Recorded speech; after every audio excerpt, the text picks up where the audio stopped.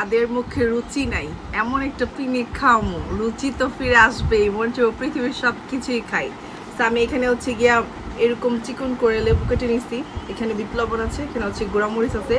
যদিও আমি শুকনা মরিচ চাইছিলাম, আমাকে গোড়ামরিচ দেওয়া হয়েছে, সমস্যা নাই। এখানে আমি এখন অ্যাড করব চাটনি।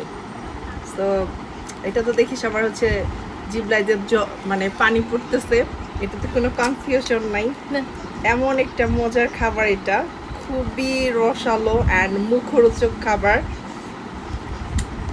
এটা আমরা বাঙালিরা একটু না চিটে পিটে খেতে ভালো লাগবে না, খুবই মজা হবে। আমি আশা করি এরকম আচার লাইফে কখনো কেউ খান নাই বানায়া, শিওর। তো এইগুলো ধরে রাখো, এগুলো পরে আবার টান দিতে দেবো, জানি না পরে। সবাই আমার বানানো ছাড়া আমার হচ্ছে গিয়ে চাটুন চুটুন মুখটাই দেখতেছে আমি কিভাবে চাটতাছি সুসার মতো।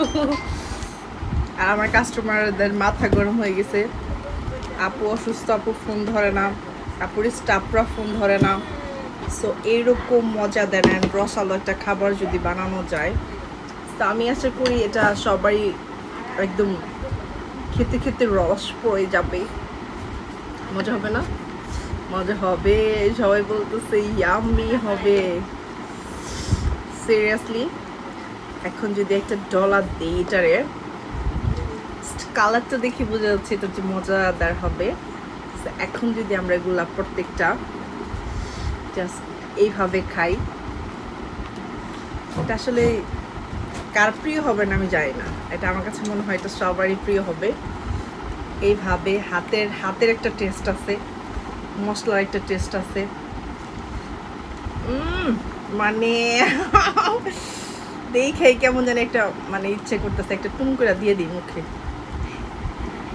টুম করে একটু সফট করে নিই যেন একটু চাবাইতে হচ্ছে সুবিধা হয়। ও রস তো এরকম পিকনিক কে কে খাইছেন ডিফারেন্ট ওয়েতে আমি জানি না, আজকে দেখবো কে কে এভাবে খাইছেন। এই যে দেখেন, দেখছেন? আমি যদি এখন একটা আপনাদেরকে খেয়ে দেখাই,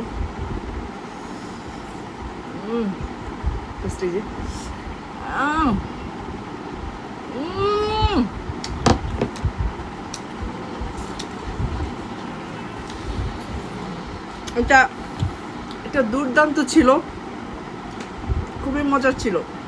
আপনারা ট্রাই করতে পারেন, অনেক মজা, অনেক।